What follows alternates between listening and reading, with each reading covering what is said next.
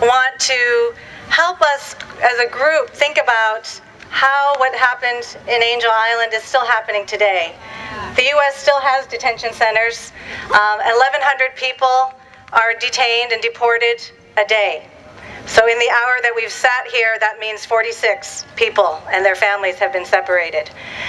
They're maintained in a network of 380 detention facilities across the country today, many in cooperation with county and local jails.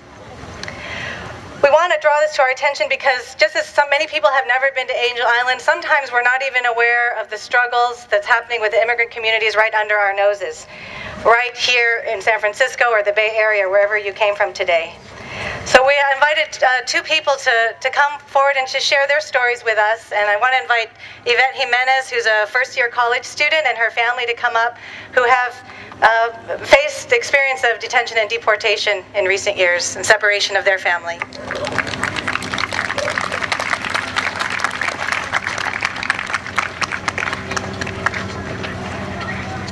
Hello to all. I'm an American citizen. My 3 brothers and my 2 sisters are American citizens. I stand here before you today to advocate for myself and to advocate for my family, and to make a connection between Angel Island in the past and the U.S. now. My name is Yvette Jimenez Mota. I'm 18 years old and I attend Cañada College as a freshman.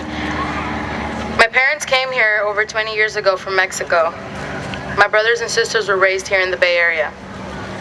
All the time that my parents have been here, they have done nothing but live as though they were citizens, a righteous life for more than 20 years, even though they never had the opportunity to pride themselves in being citizens. I always thought that I would be safe. My parents led a good life. My dad was dedicated to work, and my mom dedicated her time to church and to us. They never caused any harm. On December 11th of 2008, at 5 in the morning, I was startled from my sleep. I heard heavy boots and deep voices at my house. I thought it was my dream, so I just went back to sleep, unaware of what was going on. When I woke up, I went to my mom's room, and she was crying. Her eyes were swollen. I was very confused. I was wondering what was going on and what was wrong with her. She could barely talk. All she could say was, "Se lo llevaron." They took him. At that moment, confusion and fear ran all over my body. Minutes later, she was able to add, "La migra," immigration. Sudden shock struck my body. I can truly say that that moment changed my life. That whole day made me a new person. That day I went to school as normal, but I couldn't concentrate. I held back tears of anger, tears of fear. Later that day, my mom picked me up from school. She said she needed my help to take my dad back. Somehow, they had convinced her to show up at immigration services in San Francisco, promising her that my father would leave with her so we could all celebrate Christmas together.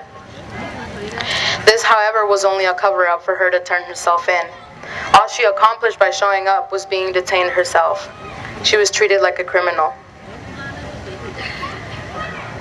I remember when we first entered that building, they treated us so nice and greeted us in Spanish. But later on, this man, he yelled and he raved. I will never forget his face. It's forever engraved in my memory. There are times when his words get repeated over and over in my head.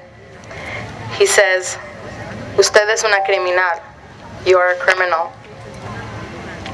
He told my mom she was a criminal for having a dream to live in this nation of freedom, of liberty. A criminal, in his definition, like I said, was a dreamer that landed in this country to do nothing but work. A criminal, a hard-working mother, an immigrant.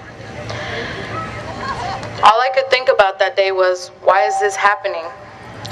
Is this fair? Is she really a criminal? Days went by, months went by, and 2 years have gone by. My father remains in Mexico. I stand here to let my voice be heard, to let you all know that hatred is not over, it is modernized. Discrimination isn't over, it is modernized. Injustice against immigrants is not over, it is just modernized. All my worst nightmares have come alive. I always dreaded being without my father, but now sadly, it is all presently a reality, hard to escape.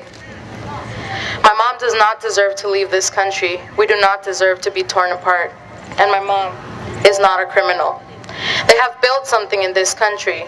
Like a lot of the immigrants that went through Angel Island, we have built something here. We deserve to be here. We have a future in this country. If my mom leaves, this nation is telling me that what she worked on for 2 decades will go to waste. I don't want my future to be killed. My dream is still going on. I know that God has never left my side because He has given me strength and hope. Strength to stand here today and to have my story touch your hearts. To have my story bring back all those memories of Angel Island. All those memories of those immigrants that have gone through places like this and have been detained the same way my father was detained. I'm not mad at God because He never left us alone. But I do dislike the way things have happened. I can't blame Him because these mistakes of the misfortune of these immigrants are not His fault. This is a humanistic and a political issue. My mom always mentions a quote from the Bible. She says, God says, help yourself and I'll help you. So we have to help ourselves first before He helps us. We have to unite and we can't give up. We need to work harder than what we've worked before. This is an issue of now with the pressure of millions. And we need to join together because united we are the power. I want my mom to stay here. She has a job to do. She has to raise 6 kids, U.S. citizen children. Now I live in fear that she will leave me. Never did I know that I, as an American citizen, would ever in my life come to fear La Migra. For over a year, my family and I struggled to keep my mom here with us. To eat every day, to smile every day, to sustain a home for the whole family. After tirelessly fighting my mom's case, we were lucky. We won. My mom is here. She's waiting for her residency card. It should be in the mail by now. But my father is still gone. My country, our country, still has a broken immigration system. We, as a family, have won a battle, but we, as a country, have not won the war. And now I am here. I'm strength. All over again, I'm filled with hope, and I am blessed. I can keep my mother. I can see her every day, but I can't see my father. And there are millions of other citizen children that, similar to me and my brothers, are not together as a family. We have been torn apart, but we will not give up.